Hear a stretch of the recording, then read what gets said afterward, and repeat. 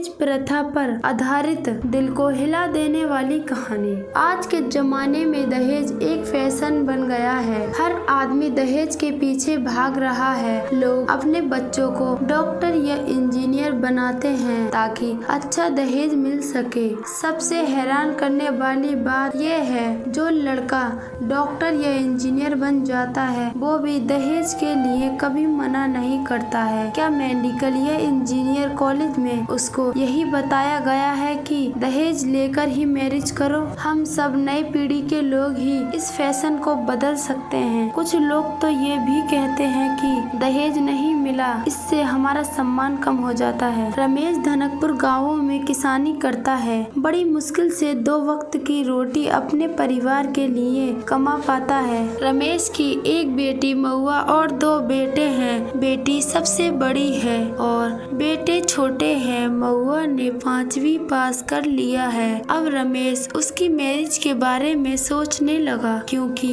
उसके पास अब पैसे नहीं था जो अपनी बेटी को आगे और पढ़ा सके। रमेश अपनी लड़की का रिश्ता लेकर लखन किसान के पास पहुंचा। पहले तो लखन बहुत ही खुश हुआ, लेकिन जब रमेश ने उससे कहा कि उसके पास देने के लिए कुछ भी नहीं है तो लखन के तेवर बदल गए और कहने लगा, मेरे पास तो बहुत ही जमीन है। फिर उसने मैरिज करने से मना कर दिया। रमेश बहुत ही दुखी मन से घर वापस आ गया। घर जब आया तो सब लोग बहुत ही खुश थे और सोच रहे थे कि रिश्ता पक्का हो गया, लेकिन बात तो कुछ और थी। शाम को रमेश अपनी पत्नी को सब कुछ बताने लगा और उसकी पत्नी की आंखों में आंसू निकल पड़े। रमेश और उसकी पत्नी को लगा सब लोग सो गए हैं, लेकिन उसकी बेटी महुआ चुपके से सारी बात सुन रही थी और अपने आप को बेटी होने पर कोस रही थी। रात भर महुआ को नींद नहीं आया और सुबह उठकर उसने जहर खा लिया और हमेशा के लिए इस दुनिया को छोड़कर चली गई। दोस्तों,